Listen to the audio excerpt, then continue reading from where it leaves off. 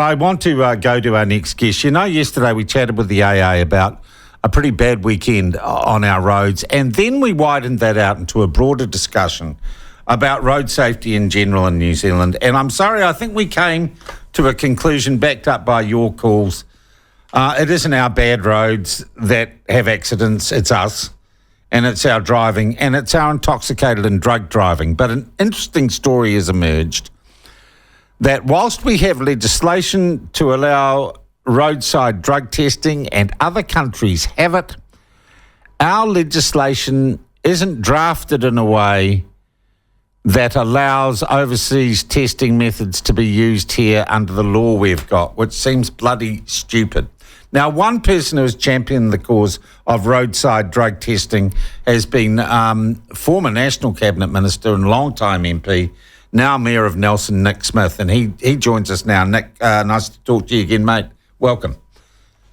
Good to be on your program, Sean. Appreciate the opportunity. Now, I just want to go back, because there's a backstory to this. Why did you become so interested in this issue of roadside drug testing? We had a hellish accident, and you probably wouldn't even call it an accident, where a young man from Christchurch, Matthew Dower, on New Year's Eve in 2017, was wiped out by a driver off their face on drugs in Appleby, just out of Nelson. The circumstances were just goddamn awful. The driver had passed a number of vehicles.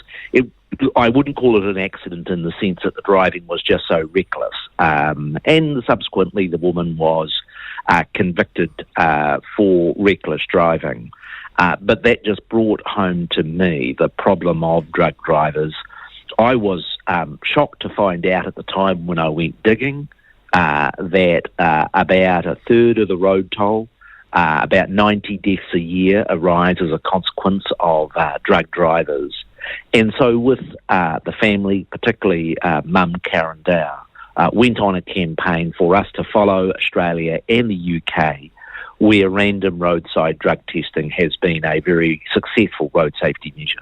Right, okay. So you had some success with this campaign, and there is legislation there, right? Well, the truth was the previous government, in my view, very heavily influenced by a very liberal approach to drugs from the Green Party, were dragged kicking and screaming in making the law changes eventually, and I started that campaign back in 2018, eventually in 2022 passed amendments to the Land Transport Act. But here's the problem, Sean. They became so obsessed with the issue of impairment rather than what we call a bright line test. And it's quite boring for a long time elected representative like myself that we had exactly the same arguments back in 1995 when random roadside alcohol testing was introduced. And there's two essential issues. The truth is, it doesn't matter whether it's alcohol or drugs, people are impaired differently. You know, I know people who can have 3 jugs of beer and they still walk in a straight line. I'm off my face. And exactly the same with drugs. And so what they put into the legislation was a requirement for an impairment test. And that is near impossible. What we had to do with alcohol, whether it be with the breath test or the blood test. There's the level in your blood, that's it. That's it. And there couldn't be an argument as to, well, actually, I handle my grog really well and I'm actually very safe at a level. We didn't allow that. We went down that track. And then there's the separate issue that people get very wound up about, and that's this Bill of Rights question. That is, if there is, the traditional thing is that the police cannot infringe your rights unless they have good cause to believe you're breaking the law.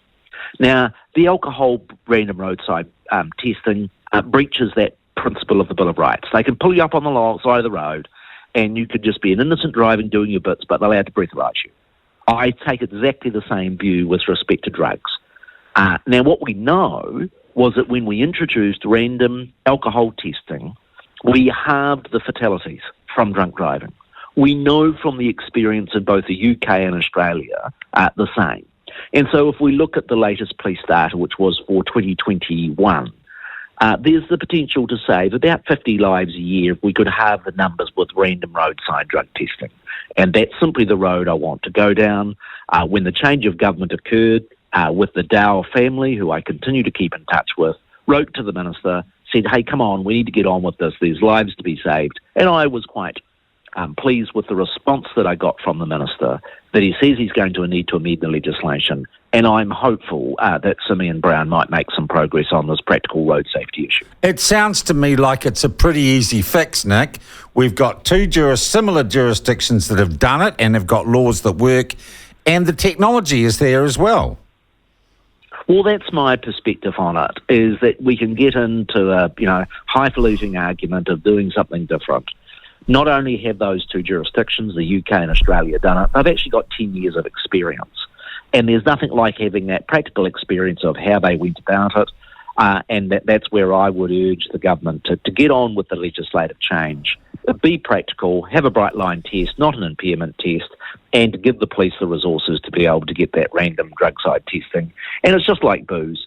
The biggest game from booze is not the actual testing, but every one of us knowing that at any time you can be pulled over and breath test. And effectively, in the community of New Zealand, and whether people are getting off their face on bloody marijuana or pee or whatever, I want those who use drugs to know that at any time you might be pulled over by a cop and get booked. And don't bloody drive.